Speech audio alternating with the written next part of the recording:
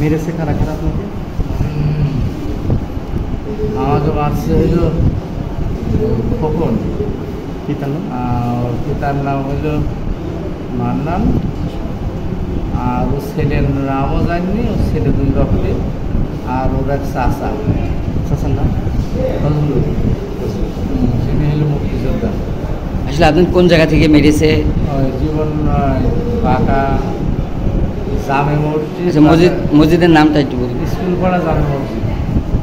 মসজিদে বেরোনোর পরে রাস্তায় অতর্কিত হামলা, মোটরসাইকেল আসলাম, মোটরসাইকেল ফেলতে দৌড় মারছে, তারপরে একজন বাড়ি পাড়িয়ে এলাম, সেখান দিয়েই মারছে।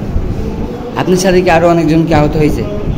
আমার সাথে হ্যাঁ, আমার জামাই আহত, আবার আমার জামাইকে পুলিশ ধরে নিয়ে গেছে।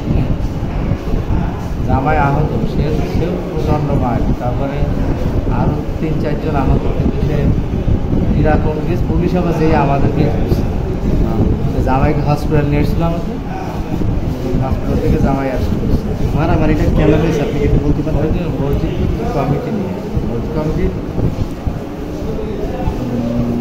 আমি প্রার্থী না নামাজি আর কি, কমিটির লোক না।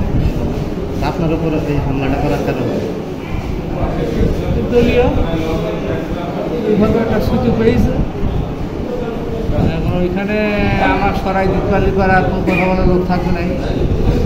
আমি ওখানকার বিএনপির ইউনিয়ন সভাপতি, তারপরে হলো থানা সাবেক সেক্রেটারি ছিলাম, অর্গানাইজেশন ছিলাম 22 বছর।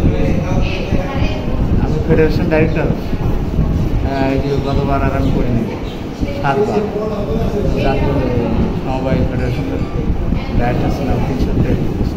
তাদের সাথে আপনার কোনো পূর্বে কোনো শত্রুতা ছিল কিনা? পূর্ব শত্রুতা, হ্যাঁ, দেশের শত্রুতা। ওরা বিএনপির লোক, এরা বিএনপি আওয়ামী লীগ বিএনপি লোক। আর নজরুল ইসলাম, আপনার নাম কি? ওরাও কি বিএনপি করে না? ওরা বিএনপি ভেজালে, এটার নাম কষ্ট না, যেটা পুরো আওয়ামী লীগ। ওখানে হলে পরে আওয়ামী লীগ জয়েন করছে, বিএনপি থেকে আওয়ামী লীগে জয়েন করছে। আচ্ছা আচ্ছা, খোকন বাপের নাম মান্নান হইলো আওয়ামী লীগে জয়েন করছে রিসেন্ট। আর এরকম আর ওই সবই আওয়ামী লীগ। আমার বিএনপি আমার জামাই, আবার আমরাই মার খেয়ে, আবার আমি আহত, আমি দৌড়তে আমার হাড়ে হিম করাবো, বেশি থাকি আর কিন্তু দৌড় বেরিয়ে ওই কমিটি তারা এখন হলো জোরপূর্ব নেবে। এই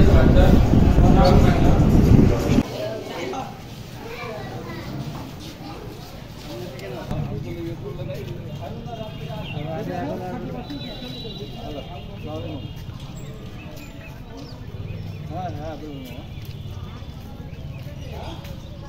ও আচ্ছা আচ্ছা, অবশ্যই। হ্যাঁ তোমার আব্বা ভালো আছে।